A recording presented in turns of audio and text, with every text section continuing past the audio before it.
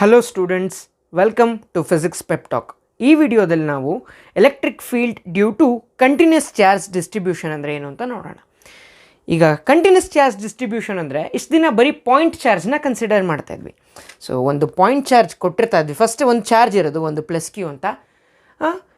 I will say at point P you have to determine the electric field intensity. I will say this point is separated by a distance of r from this charge q. ಇವಾಗ ಇಲ್ಲಿ electric field intensity ಏನಿರೋದು, E is equal to 1 by 4 pi epsilon naught q by r square ಅಲ್ವಾ? ಈ ಪಾಯಿಂಟಲ್ಲೂ separated by a distance of r because of this charge, there is an electric field at this point. That electric field is given by this equation. ಈ 4 pi epsilon naught ನ k ಅಂತನಾದರೂ ಬರಿಬೋದು. ಓಕೆನಾ? ಈ ಪಾಯಿಂಟ್ನ ಇಲ್ಲಿ consider ಮಾಡಿದೆ ಅಂದ್ಕೊಳ್ಳಿ. I will say this is at a distance of X. ನಾವು what happens to the electric field intensity at this point? E dash will be 1 by 4 pi epsilon naught q by what is the distance between them? X square. So ಯಾವುದೇ ಪಾಯಿಂಟಲ್ಲಿ consider ಮಾಡೋದಾದರೂ due to this individual charge we were discussing ಅಲ್ವಾ? ಆದರೆ electric field due to continuous charge distribution ಅಂದರೆ ನಾನು ನಿಮಗೊಂದು body ಕೊಡ್ತೀನಿ, infinite ಲೆಂತ್ದು ಬಾಡಿ ಅಂದ್ಕೊಳ್ಳಿ. This body is charged uniformly throughout its length. So let me consider the total charge on this body as Q. ಆಯಿತಾ? ಇವಾಗ ಒಂದು point P ಅಂತ ಕೊಡ್ತೀನಿ ಅಂದ್ಕೊಳ್ಳಿ. ನಾವು I will say to determine the electric field intensity at this point due to this complete charge on this body. ಇವಾಗ because of this charge, this will experience an electric force in this direction. Because of this charge it will experience some in this direction. ಹಾಗೆ ಈ ಚಾರ್ಜಿಂದ ಈಗ ಹಿಂಗೆ ಹೋಗುತ್ತೆ. ನಾನು ಇದ್ರದ್ದು resultant electric field ಕಂಡುಹಿಡ್ಕೊಳ್ಳೋದು ತುಂಬ ಕಷ್ಟ ಆಗೋಗುತ್ತೆ. ಇದಕ್ಕೊಂದು ಲೆಂತ್ ಇದೆ, ಎಲ್ ಅಂತ, ಇನ್ಫೈನೈಟ್ಲಿ ಲಾಂಗ್ ಎಲ್ ಲೆಂತ್ ಇದೆ. Total charge on this body is q ಅಂತ ಹೇಳಿದೆ. ಹಾಗಾಗಿ in such situation we will come up with a different idea, that is charge density ಅಂತ ಒಂದು ಕಾನ್ಸೆಪ್ಟನ್ನ ತೊಗೊಂಬರ್ತೀವಿ. Charge density. ಆಯಿತಾ? ಏನಪ್ಪ ಈ ಚಾರ್ಜ್ ಡೆನ್ಸಿಟಿ? ಇದನ್ನು ಮೂರು ಥರ ನಾವು ಕನ್ಸಿಡರ್ ಮಾಡ್ಬೋದು. ಒಂದು, for a wire, infinitely long wire uniformly charged ಆಗಿದ್ದರೆ for such body we have to consider the linear charge density. ಒಂದು ಮೆಟಲ್ ಶೀಟ್ ಕೊಟ್ಟಿದ್ರೆ for that we have to consider the surface charge density. ಅಥವಾ ಒಂದು solid sphere ಅಥವಾ ಒಂದು cube ಕೊಟ್ಟಿದ್ರೆ for that we have to consider the volume charge density. We shall look in to one by one in detail. Linear distribution of charge ಅಂದರೆ charge should be distributed uniformly along a straight line. I will consider a wire which is uniformly charged throughout its length. ಆಯಿತಾ? Let L be the length of the wire, total length of the wire. ಆಯಿತಾ? this wire is charged throughout by q value. Total charge on this wire is q. Okay, now I have to determine the electric field intensity at point p. Okay, ನಮಗೆ ಗೊತ್ತಿರೋದೇನು ಅಂದರೆ ಒಂದು charge q ಅಂತ ಕೊಟ್ಟಿದ್ರೆ at a distance r, let me call this point as p. I know the electric field at this point when charge and length are given. E is 1 by 4 pi epsilon naught q by r square. ಒಂದು point, ಒಂದು charge ಇದ್ದರೆ electric field ಕಂಡುಹಿಡಿಯೋದು ಹೇಗೆ ಅಂತ ಗೊತ್ತು. ಆದರೆ ಇಲ್ಲಿ ನೋಡಿ ಎಷ್ಟೊಂದು ಚಾರ್ಜ್ ಇದೆ. ಇದು 1 ಕಿಲೋಮೀಟ್ರ್ ವೈರ್ ಅಂತ, ಉದ್ದದ ವೈರ್ ಅಂದ್ಕೊಳ್ಳಿ. Charge electric field at point P due to this charge ಎಲ್ಲದೂ ಚಾರ್ಜನ್ನು ನಾನು ಕಂಡುಹಿಡ್ಕೊಂಡು ಆ್ಯಡ್ ಮಾಡ್ತಾ ಕೂತ್ರೆ ಒಂದು ದಿನವೆಲ್ಲ, ಒಂದು ವರ್ಷಗಟ್ಟಲೆ ಬೇಕು. ಆಗೋದೇ ಇಲ್ಲ. ನಾವು ಅಷ್ಟೊಂದು ತಲೆ ಕೆಡಿಸ್ಕೊಂಡು ಇಂಟಿಗ್ರೇಷನ್ ಕಲ್ತ್ಕೊಂಡಿದ್ದೀವಲ್ಲ, ಅದನ್ನು ಯೂಸ್ ಮಾಡೋಣ.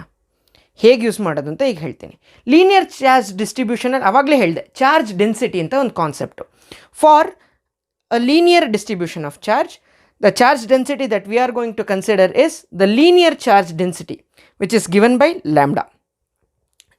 Lambda is nothing but charge per unit length. ಏನಪ್ಪ ಹಿಂಗಂದರೆ, ಇದು 1 ಕಿಲೋಮೀಟ್ರ್ ವೈರ್ ಇರಲಿ, ನನಗೆ ಅದು ತಲೆ ಕೆಡಿಸ್ಕೊಳ್ಳೋದು ಬೇಡ. 1 ಮೀಟ್ರ್ ಲೆಂತಲ್ಲಿ ಎಷ್ಟು ಚಾರ್ಜ್ ಇದೆ ಅನ್ನೋದೇ ದಿಸ್ ಲೀನಿಯರ್ ಚಾರ್ಜ್ ಡೆನ್ಸಿಟಿ. ಆಯಿತಾ, 1 ಮೀಟರ್ ವೈರಲ್ಲಿ ಎಷ್ಟು ಚಾರ್ಜ್ ಇದೆ? Total charge is Q, I know L, Q by L is the charge density. 1 ಮೀಟ್ರಲ್ಲಿ ಇಷ್ಟು ಚಾರ್ಜ್ ಇದೆ ಅನ್ನೋದು ನನ್ನ concept. The unit of this charge density is coulomb per metre. C, ಚಾರ್ಜ್ಗೇನು unit? Coulomb. ಲೆಂತ್ಗೆ metre, coulomb per metre. Okay, ನಾವು ಇದನ್ನು ನಮಗೆ ಇಂಟಿಗ್ರೇಷನ್ ಗೊತ್ತು. ಇಂಟಿಗ್ರೇಷನ್ ಏನು? ಜೋಡಿಸೋದು ಅಲ್ವಾ? So I will divide, consider a small elemental area D L. ಆಯಿತಾ, complete length L, small elemental area ತಗೊಂಡೆ d l, which this elemental area is at a distance of R from the point P where electric field is to be determined ಅಂತ ಅನ್ಕೋತೀನಿ. ಆಯಿತಾ, the length of this D l is very much small when compared to the total length of the wire. ಎಷ್ಟು small ಅಂದರೆ ಈ length 10,000 kilometre ಇದೆ ಅಂದ್ಕೊಳ್ಳಿ, the total length of the wire. This D l will be 1 centimetre. ಅಷ್ಟು difference. Almost negligibly ಇದನ್ನು ನೆಗ್ಲೆಕ್ಟೇ ಮಾಡ್ಬೋದು ಈ ಡಿ ಎಲ್ನ. When compared to the length we will consider this D L itself as a point charge Q. ಓಕೆನಾ? From this ಇದು D L ಆದ, ಇದನ್ನು ಡಿ ಎಲ್ ಆಗಿ ಕನ್ಸಿಡರ್ ಮಾಡಿದ್ರೆ the electric field at this point due to this D L cannot be considered as total E, it is small D of E. Okay, ಇದು complete length L ಅಲ್ಲ, ಬರೀ D L. ಹಾಗಾಗಿ electric field is also D E. So in place of this equation I will replace this. ಏನೇನು replace ಮಾಡ್ತೀನಿ ಅಂದರೆ, ಈ ಬದಲು D E is equal to 1/4πε0. ಇವಾಗ ಕ್ಯೂ ಜಾಗದಲ್ಲಿ ನಾನು ಏನು ಪ್ಲೇಸ್ ಮಾಡ್ಬೋದು? Lambda into L. ಇದು Q is lambda is equal to Q by L ಅಲ್ವಾ? ಆದರೆ ನಾನು ಕನ್ಸಿಡರ್ ಮಾಡಿರೋದು ಡಿ ಎಲ್, ಕಂಪ್ಲೀಟ್ ಎಲ್ ಅಲ್ಲ. ಹಾಗಾಗಿ I will write this as lambda D l equal to q. ಚಾರ್ಜ್ನ ಲ್ಯಾಂಬ್ಡಾ ಇಂಟು ಡಿ ಎಲ್ ಅಂತ ಬರಿತೀನಿ. Lambda is nothing but the linear charge density, charge per unit length ಅಂತಲೂ ಕರಿಬೋದು ಅದನ್ನು. ಆಯಿತಾ? ಏನಕ್ಕೆ ಡಿ ಎಲ್ ತೊಗೊಂಡೆ? ನಾನು ಸ್ಮಾಲ್ ಎಲಿಮೆಂಟಲ್ ಏರಿಯಾ ತೊಗೊಂಡಿದ್ದೀನಿ. Okay, into lambda D l by what is the distance of separation is r square. ಇವಾಗ ಈ ಪಾಯಿಂಟಲ್ಲಿ ನನಗೆ ಜಸ್ಟ್ ಡಿ ಎಲ್ ಇಂದ ಎಫೆಕ್ಟ್ ಆಗ್ತಾರ ಎಲೆಕ್ಟ್ರಿಕ್ ಫೀಲ್ಡ್ ಬೇಕಾಗಿಲ್ಲ. ಕಂಪ್ಲೀಟ್ ಲೆಂತಲ್ಲಿ ಏನೇ ಫುಲ್ ಚಾರ್ಜ್ ಕ್ಯೂ ಇದೆಯಲ್ಲ ಅದ್ರದ್ದು ಈಕ್ವೇಷನ್ ಬೇಕು ನನಗೆ. ಸೊ ಇಂಟಿಗ್ರೇಷನ್ ಯೂಸ್ ಮಾಡೋದು ಇಲ್ಲಿ. So I will integrate on both the sides. Integral of D of E which is equal to 1/4πε0 into integral of lambda D L by r square. Integral of dE is nothing but E, so equal to 1/4πε0 lambda dl by r square. Integral of lambda dl by r square. This is the electric field at point P due to a wire which is uniformly charged throughout its length. ಈಗ ನಾವು surface distribution of charge ಅಂದರೆ ಏನು ಅಂತ ನೋಡೋಣ. Previously 1 dimensional object ತೊಗೊಂಡೆ, that is a wire. ನಾವು I will consider a metal sheet. So ಒಂದು metal ಶೀಟ್ನ ತೊಗೊಳ್ತೀನಿ. This is a 2 dimensional object. Okay, ಇದಕ್ಕೆ ಲೆಂತ್ ಇರುತ್ತೆ, ಬ್ರೆಡ್ತ್ ಇರುತ್ತೆ. ಓಕೆ, ಹಾಗಾಗಿ ಒಂದು ಸರ್ಫೇಸ್ ಏರಿಯಾನೂ ಇರುತ್ತೆ ಇದಕ್ಕೆ. So I will say that this metal sheet is charged uniformly throughout it's surface. Okay na? Let the total surface area of this object be S, and let this metal sheet be charged totally by a charge of Q. Total charge on this metal sheet is Q. Total surface area is S. Now I have to determine the electric field at point P due to this. ಹೇಗೆ? Same approach. ಒಂದು small elemental area ತಗೊಳ್ಳೋದು ಇದರಲ್ಲಿ. I will call that area as ds, ಆಯಿತಾ? Such that when compared to the size of this metal sheet, this ds can be considered as the point charge. ಅಷ್ಟು ಸಣ್ಣ area ತೊಗೊಂಡಿರ್ತೀನಿ, ಆಯಿತಾ? ಈ ಸಣ್ಣ ಏರಿಯಾಗೆ divide ಮಾಡಿಕೊಂಡು ಲಾಸ್ಟಿಗೆ ಇಂಟಿಗ್ರೇಟ್ ಮಾಡಿದ್ರೆ I will get the total electric field at point P due to the complete surface, ಆಯಿತಾ? Now I will consider a small elemental area ds. Now I have to define the surface charge density, which is given by sigma. Sigma is nothing but charge per unit area. Charge is nothing but Q, area is S.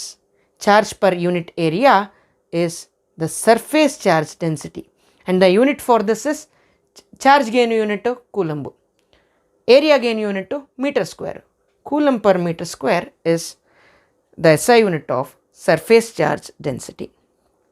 Now I will define Q. Q ಇವಾಗ complete area ತೊಗೊಂಡ್ರೆ S. I will consider only small elemental area D S. ಇವಾಗ ಅದನ್ನು ಇಲ್ಲಿ ಇಕ್ವೇಷನ್ಗೆ ಹಾಕಿದ್ರೆ Q becomes, ಈ small elemental ಏರಿಯಲ್ಲಿ ಎಷ್ಟು ಚಾರ್ಜ್ ಇದೆ ಅನ್ನೋದನ್ನು ಡಿಫೈಡ್ ಮಾಡ್ತಾ ಇದ್ದೀನಿ. Q is sigma times D S. Complete area ಆದರೆ Q is sigma times S. ನಾನು ಸ್ಮಾಲ್ ಎಲಿಮೆಂಟಲ್ ಏರಿಯಾದಲ್ಲಿ ಎಷ್ಟು ಚಾರ್ಜ್ ಇದೆ ಅಂತ ನೋಡ್ತಾ ಇದ್ದೀನಿ. Sigma times D S. Okay, we know that E is nothing but 1/4 pi epsilon naught q by r square. Right, ಅದೇ ಇಕ್ವೇಷನ್ನ ಬರಿತೀನಿ.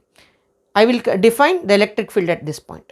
ಇದು total electric field capital E ಅಲ್ಲ, ಡಿ ಆಫ್ ಇ. ಯಾಕೆ ಡಿ ಆಫ್ ಇ ಅಂದರೆ ನಾನು small elemental ಏರಿಯಾಗೆ ಮಾತ್ರ ಕನ್ಸಿಡರ್ ಮಾಡ್ಕೋತಾ ಇದ್ದೀನಿ, which is separated by a distance of R from the elemental area. Now D of E at point P is 1/4 pi epsilon naught. What's the value of Q? Sigma ds by r square. Okay. Now I have to determine the complete electric field at point P. Due to this complete surface area, I have to integrate on both sides. Aste. Integral of d of E, which is equal to integral of 4 pi epsilon naught common ಅಲ್ವಾ, ಅದಕ್ಕೇನು integration ಬೇಡ. Integral of sigma d s by r square d of s. ಏನಿದು d of s ಅಂದರೆ small elemental area. ಈ ಥರ ಸ್ಮಾಲ್ ಎಲಿಮೆಂಟಲ್ ಏರಿಯಾಗಿ ಇಡೀ ಸರ್ಫೇಸ್ನ ಡಿವೈಡ್ ಮಾಡ್ಕೋತೀನಿ. ಈಚ್ ಸ್ಮಾಲ್ ಎಲಿಮೆಂಟಲ್ ಏರಿಯಾದಲ್ಲಿ ಎಷ್ಟು ಎಲೆಕ್ಟ್ರಿಕ್ ಫೀಲ್ಡ್ ಅಂತ ಡಿಟರ್ಮೈನ್ ಮಾಡ್ಕೊಂಡು ಅದನ್ನೆಲ್ಲ ಆ್ಯಡ್ ಮಾಡೋದೇ ಇಂಟಿಗ್ರೇಷನ್ ಅಷ್ಟೇ. So integral of D of E is nothing but E 1/4 pi epsilon naught integral of sigma ds by r square. This is the electric field at a point P due to a uniformly charged metal sheet. Okay, this is surface distribution of charge. Volume distribution of charge hangandre enu andre, when charge is distributed uniformly throughout the volume ಅಂತ ಒಂದು 3 dimensional ಸ್ಪಿಯರ್ನ ತಗೊಳ್ತೀನಿ, which is made out of plastic ಅಂತ ಅಂದ್ಕೊಳ್ಳಿ. Plastic is a insulator and inside the sphere it is charged uniformly. ಆದರೆ charges reside only on the surface ಅಲ್ವಾ. ಆದರೆ while making this sphere itself the internal layers were charged ಅಂತ ಅಂದ್ಕೊಳ್ಳಿ. ಆದರೆ ಯಾಕೆ ಸರ್ಫೇಸಿಗೆ ಬರಲ್ಲ charge? Because plastic is an insulator, it will not conduct, so the charge remains within the sphere. Now I have to determine the electric field intensity at point P due to this uniformly charged sphere. So volume distribution happens only in a 3-dimensional object. Ivaga I have to consider a small elemental area. Previous ಕೇಸಲ್ಲಿ ಏನು ಮಾಡಿದ್ವೋ ಹಾಗೆ, last 2 ಕೇಸಸಲ್ಲಿ ಏನು ಮಾಡಿದ್ವೋ ಇಲ್ಲೂ ಅಲ್ಲೇ ಮಾಡ್ತೀವಿ. Let me call the complete volume as V. Okay, and the complete charge of this sphere be Q. ಆಯಿತಾ? I have to determine, first I have to define what is the volume charge density which is given by rho. Volume charge density rho is nothing but charge per unit volume. Okay, the SI unit for this is coulomb per meter cube. Charge gain unit to coulomb, volume ge meter cube. Coulomb per meter cube is the SI unit. Now I will consider a small elemental area. I'll call that as dV. In such a way that this dV is very much small when compared to the total volume. ಇದಕ್ಕೆ compare ಮಾಡಿದ್ರೆ this is considered to be a point charge. Point ಚಾರ್ಜ್ಗೆ electric field is easy, 1/4 pi epsilon naught q by r square ಅಲ್ವಾ. I will consider this elemental area to be at a distance of r from this point P. Now I will define electric field at point P due to this dV. I will consider that electric field as d of E. ಆಯಿತಾ. Now I will define what is q, value of q for the small elemental area. So q is nothing but rho times v ಬದಲು ಏನು dv. ಆಯಿತಾ. Using this equation in this I get d of E. ಏನಕ್ಕೆ E use ಮಾಡ್ತಾ ಇಲ್ಲ, complete volume ತಗೊಳ್ತಲ್ಲ ನಾನು, just small volume d v ತಗೋತಾ ಇದ್ದೀನಿ. ಹಾಗಾಗಿ in place of E I have written as d of E, nothing but 1/4 pi epsilon naught. What is the value of q? Rho dv by r square. ಆಯಿತಾ. Now I have to determine the complete electric field at point P due to this uniformly charged sphere. Okay, what happens is, by integrating I will get the complete electric field. Integrating on both sides, integral of d of E is equal to 1/4 pi epsilon naught integral of rho dv by r square. Now what is integral of d of E is nothing but complete electric field, 4 pi epsilon naught integral of rho dv by r square. This is the equation of the electric field at point P due to a uniformly charged sphere, where rho is the volume charge density. Okay. ಈ ವಿಡಿಯೋಗೆ ಇಷ್ಟೇ ಕಂಡ್ರೋ. If you like my effort, please do like, share, comment and subscribe.